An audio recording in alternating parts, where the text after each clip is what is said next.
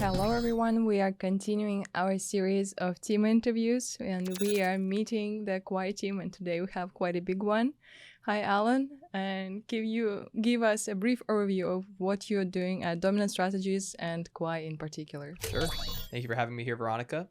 My name is Alan Orwick. I'm the CEO of Dominant Strategies and the co-founder of Quai Network. Cool. And I know it wasn't your first job for sure. So you previously worked at several companies. I know everybody was jokingly excited how you worked at Apple. Can you walk us through your career path and how you ended up here? Sure. So I'm from Austin originally, and I really didn't have too much of a first dip into blockchain and crypto until about 2016.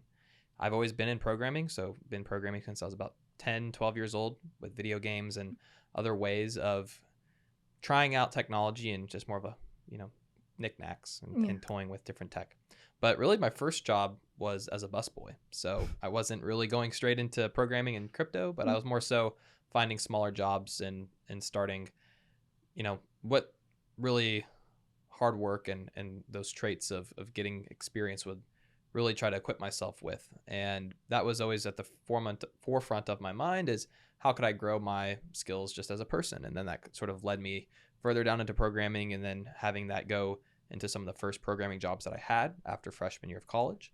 That was at Q2E Banking as a software intern, and then later on more around the consulting work. And then eventually that led me to a lot of the research I did at UT. So as one of the undergraduate researchers at UT Austin, was able to build the blockchain lab and also help other students get jobs in that lab, and then was able to eventually get to Apple as a software engineer intern, and then ultimately as a software engineer full-time. Yeah, but I'm sure your perception of crypto and blockchain industry in general has changed since you joined the industry firsthand. So you've been in it for as just an outsider, as a programmer, and maybe on forums. Mm-hmm. But how has it changed once you started firsthand working on a project like Quai? Yeah, so I think the perception of what got me into crypto and really what I'm doing today remains pretty similar. And I think it was just the ethos of the space and the ideals in which really we're creating this technology. Because if you look at how you can get engaged with a lot of the sort of newer and more built out forms of the larger ecosystems, it's actually kind of easy. You could build an SDK, you can build a DApp, you can build some sort of tool, and really doing that from a whole ecosystem lead and as an ecosystem standpoint with how we're doing for Quai is actually kind of similar to some of the ways that I started toying with Bitcoin or Ethereum and layer 2s and all the things that would be sort of at the forefront of those equivalent ecosystems. But as opposed to building on top of those, we've sort of isolated ourselves and we're creating our own. And that's given us the ability to innovate in a separate swim lane. Essentially, we're able to sort of create our own path and forge our own destiny there, as opposed to sort of agreeing with those designs. And that's sort of the conflict of thought, especially in crypto, is do we agree with other people have built, or do we challenge that and then build a new primitive? And that concept is something that we've really been able to push further because we've challenged a lot of those existing thoughts. We've challenged a lot of the modular path versus a monolithic path. We've challenged, can we shard a blockchain and have that be a new type of technology? And we've also challenged just the ways in which that we've looked at consensus also in terms of proof of work, proof of stake, and others. So I think the idea, and going back to the original question of has my opinion really changed? Yes and no. I mean, I think people have become a little bit more cynical in the crypto space. I think people have been hurt and they've been sort of looking and waiting for these massive world-changing ideas. And I don't think the world in crypto is changing in the way that many people have thought it would. And I think it's actually this undercurrent of freedom and sovereignty that is probably more resonating to some of the earlier crowds, the people that have been in crypto since about 2015, 2016, 17. So from that standpoint, I think we're probably going to see more of those trends from that time period reemerge. And I think it's going to be more receptive. And I think people that came a little bit later in crypto will see that and be like, well, that's why crypto makes sense. Yeah, for sure. It's one of the main reasons I was attracted to Quai initially was firstly that it was based on actual academic research and was kind of hard technology out there. but also that it's keeping to the ethos of crypto of why it was created initially. So if you just look at it, yes, there is a lot of new tech, but if you kind of look at it from and a bit deeper, you understand that it's kind of traditional but elevated. Right. So you take the basics and make them much better and make them actually usable. Right. And I think we're at this weird point in crypto now where we're building these layers on layers on layers versus solving the core problem. And people don't want more infrastructure. They want apps, they want use cases, or they want these assets that represent real value. I think RWAs deepen the emergence of AI and crypto as well, and bringing these real use cases to crypto, especially in the form of payments, I think is where the innovation lies versus essentially continuing the stack of all of these different ways to intertwine infrastructure. And that's easy for me to say as someone building an infrastructure project, but I still think the layer one can be reinvented to accommodate those use cases, and Quai should offer that sort of landscape. But if you could go back to the early days of Quai, I know we're sticking with the ethos, but if you could change anything in the early days of Quai, of how it was started, would you do it, or what would it be? Yeah, I think looking back at the avenues and the paths that it took us to get to Quai, I think at some point in my journey, I've actually would have foregone taking that industry experience and starting Quai earlier. And so for Quai as an idea, we had worked on it in 2017, 2018. And then I actually had left to go work at Apple and be a software engineer at a large company and get that perspective on what software companies operate and large companies like Apple and how they operate. And in hindsight, part of me is like, well, what if I didn't? And what if I just went straight from school and did Quai, or did something even more involved during school, or dropping out and taking those ideas and spending more time on them? And I think that would have accelerated our path a little bit more, but also it's also hindsight's 2020. So kind of what sort of path that would have looked like, I'm not sure, but that's always something I think of is what if I had just taken that path? Because, I was going to conferences, I was listening to Vitalik Buterin speak in 2017. And I know Dr. K also has some funny stories about Vitalik and other things. And I've listened to the Avalanche team also speak at similar conferences, and they were launching Avalanche out of Cornell. And so we were all kind of in that similar vein of research and seeing what people were experimenting with and ideating on. And if I were to just say, hey, let's focus on this now versus, well, let's do more research and then let's also look at other companies and things, I think it would have been a more interesting path. Yeah, that's interesting what it would have been like, but we're still early. Right. So very much so.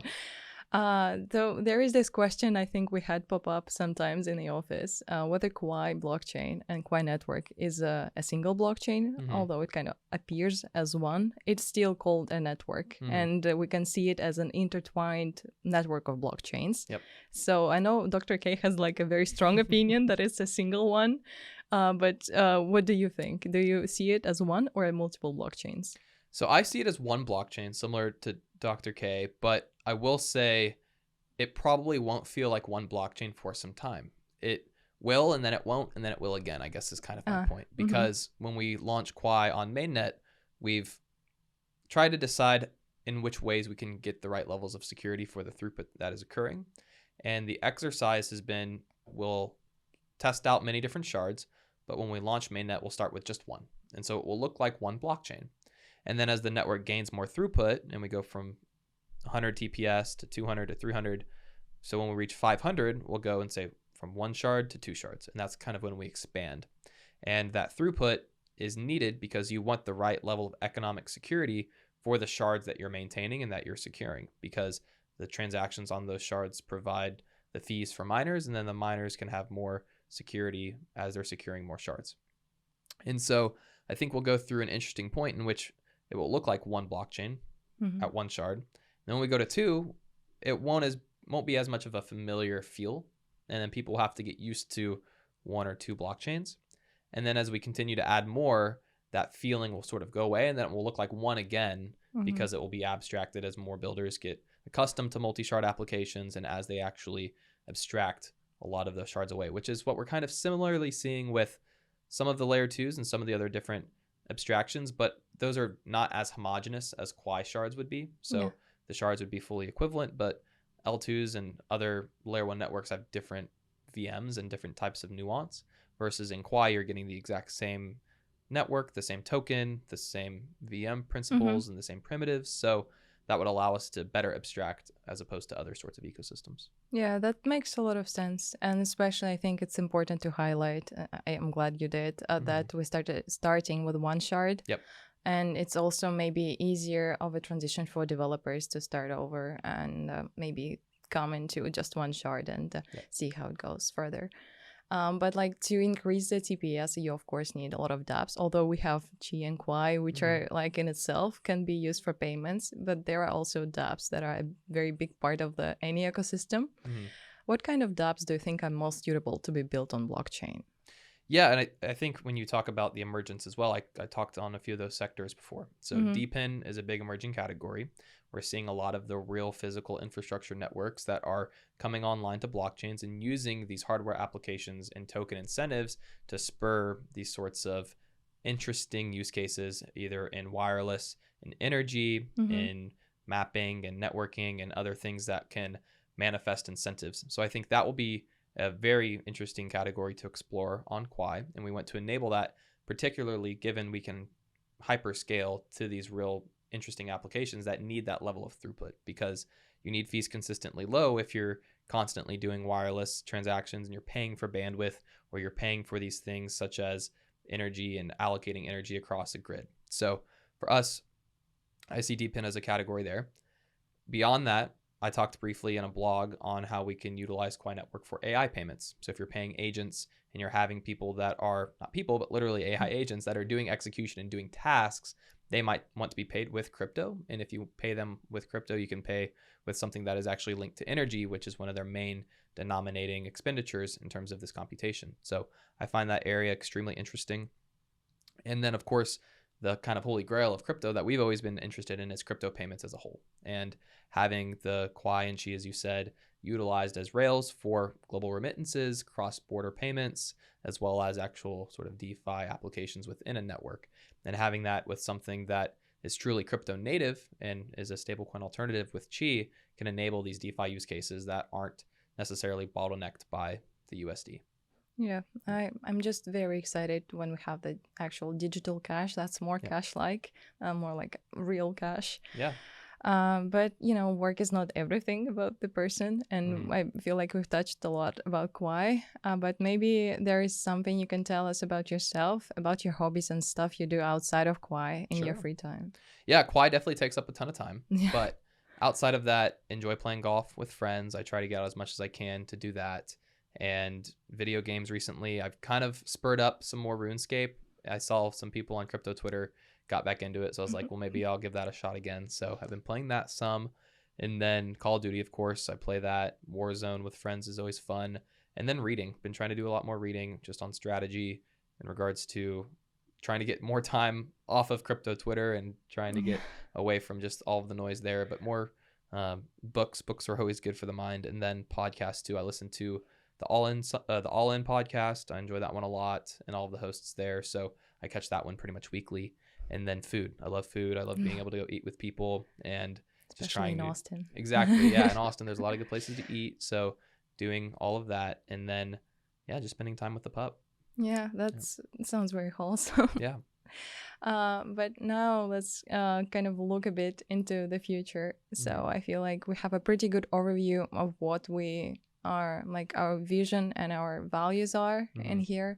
But maybe what is it that you're trying to accomplish if you look into, like, let's say 5 years from now, and what's the Quai's place in the world? Yeah, we see Quai taking on a lot of the world's value, if not most of the world's value. And blockchains originally, you look at Satoshi explaining Bitcoin, he sort of said, well, there's this much money associated in the world, and if that were all to live on Bitcoin, a Bitcoin would be worth this much. And it was a very prescient thought, just in terms of, wow, you can take all of that world's value and literally represent it on a blockchain, because that is a more fair and efficient way of doing it. And blockchains now have emerged in this way in order to take on this meaning of value and facilitate these transactions and payments in ways of essentially representing value. And Bitcoin is probably the most pure form of that, because it's just a rock. It is literally just meant to take on some meaning of value and then transfer it across the globe. And these blockchains operate 24/7. So having something that is always online, is always able to be accessed, and is censorship resistant is sort of that core property. And so Bitcoin, as I said, is that sort of novel use case in which it's always online 24/7. Bitcoin doesn't go down. It's just a rock and you can always access it, but it's slow and it's not really meaningful for anything else besides just holding value. So we need to create these blockchains that have these same properties of Bitcoin. Bitcoin's the most accepted, most widely adopted, and it's also holding the most value in terms of total addressable market. And everything else is sort of going in a different way where like we want to go fast, but we don't want to have those same properties of Bitcoin. So in 5 to 10 years, I would love for Quai to look something more like Bitcoin versus maybe something like Solana. I really don't think we should look like that. I think we should take properties, if we're going to try to innovate more, it should look more like the censorship resistant decentralized network, having millions of nodes online, having millions of miners, having everyone across the globe being able to access and use this network versus something that is more centralized and controlled by a fewer sort of set of actors or parties. So if you were to ask me again in 5 to 10 years, it's how big in terms of access and distribution can we make Quai? And I see that in terms of a global network of GPU miners, all contributing to the censorship resistant network that is still achieving high levels of throughput in the tens of thousands of transactions per second. Yeah, for sure. Especially with proof of work and the intrinsic value of the CoinG themselves, that the energy is going into that. So it kind of, I don't know, just sits more right with me personally, at least. And I'm sure with more people as well. Well, then you get kind of into, again, the nuance of proof of work versus proof of stake. And the unique thing on why we're diving so far into proof of work is it's actually a faster consensus mechanism. And people don't realize that proof of stake has overhead. And by sticking to something like proof of work, we can remove a lot of that processing time and the cycles that are required in order to facilitate consensus. So we can use that to our advantage to actually operate faster while still having equivalent levels of decentralization to Bitcoin. That's important. But also upon mainnet launch, is there any project that you would like to collaborate and to see on Quai? Yeah, I think when we get into the next cycle, I think we're still pretty early in terms of where we're at. And we need to really facilitate, again, Web2 companies building on blockchain rails. And we tried that in a way in the prior cycle with NFTs and all these companies saying like, we're all going to make it. We're all going to create this new metaverse and this crazy, insane, out of touch from reality internet landscape and sort of cyberpunk world. But it really wasn't that cyberpunk. It was just like, hey, we're going to launch pictures and you're going to trade them. And now I think we need to revisit that with Web2 companies because they're actually the pros in building this user experience. I think crypto people are really focused. If you look at like the Quai team, and you see this in parallel across a lot of other companies, is they're pros in building this technology, but they aren't really pros in distribution, and they're not really pros in terms of how do we take this next leap for crypto to get more adopted globally. And maybe we're seeing that in some different areas, but really I think it's going to be how do we build these systems for Web 2 to seamlessly plug in to their rails. We're seeing that now sort of with Sony. I know they're building a layer 2 and we'll see what happens with that, but the sort of rest of the crypto system should be easily adopted into these Web 2 platforms. And for that, I think it's going to take a lot of abstraction, as I said, and also a lot of other ways to actually create these proper incentives to align these large companies to use blockchain rails. Yeah, I think that's very valuable, like especially with the user experience point that just hit home, that if you can see the Web3 and Web2 company based on the UI. Right. It's just so much easier. And we're really, like I said, we're good at building the secure things that operate in a globally trustless manner. And Web2 companies are really good at building centralized things, which is why they work so well, is they're super centralized. And we need to meet in the middle there. And it's going to take a lot of iterations and cycles to do that. And then also, again, just getting the right incentives in place. Like, why would Web2 companies ever want to use Web3? Or what, again, trying to get rid of the term Web3, but why would they want to use these blockchain solutions in different avenues there? And that's the goal, because distribution and network effects are really hard to overcome.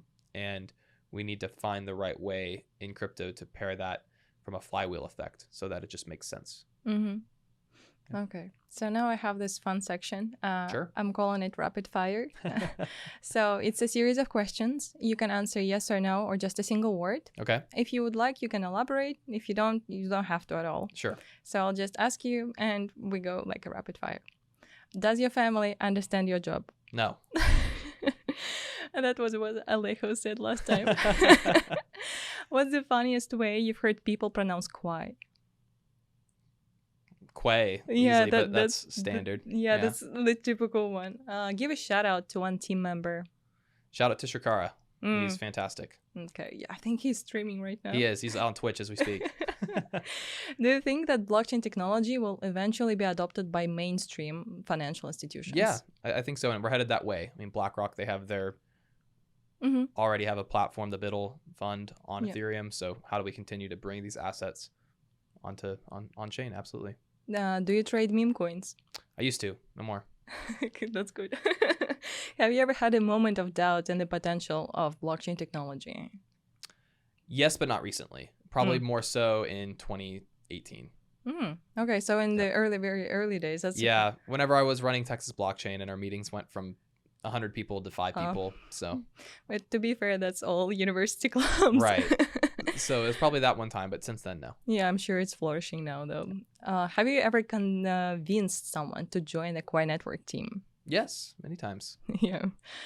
Is it necessary to understand how Quai and just blockchain technology works to be able to use it? No. I think it's different in terms of understanding blockchain technology, but there's nuance to the question because I think the ideas around owning your money should be very deeply understood. So the concept of a private key and how money is represented on a blockchain, but not necessarily how a blockchain operates. Yeah, that makes that's sensible. Yep, that's the key unlock, is if you understand that this private key is your money, and if you lose it, you're screwed. That is a very important property. What's your favorite piece of Quai merch? The hoodies. Yeah, they're so nice. They're great. Okay, so do you believe that Quai Network has a potential to become the top 10 or top 5 or maybe top 1 blockchain project in the future? Yeah, if you look at ranking, it's interesting because ultimately I do believe Quai will be successful, and I think it has the potential to reach that, but I don't know what the landscape will look like in the future. And I think for Quai to succeed, we continually need other blockchain platforms to succeed. And in terms of top 5, top 20, I don't know what that's going to look like in the future, but ideally as far as we can go. Yeah, sure. Is there any questions any question you wish I had asked you, but I didn't? I don't know. Maybe I'll ask you a question. What's your favorite part about being on the Quai team? I feel like I think my favorite part is how dynamic the things I do are and how varied they are.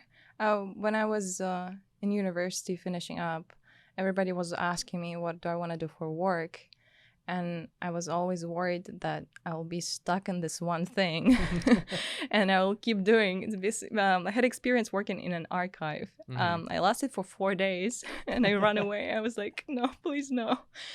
So just the whole idea of the innovative field and the combination of a younger and smaller team, and that gives me a lot of freedom to do and to propose new things. And just this dynamism is very much attractive to me. Well, that's good to hear. Yeah. Thank you very much for the interview. I was glad to have you. And I think that's it. Right on.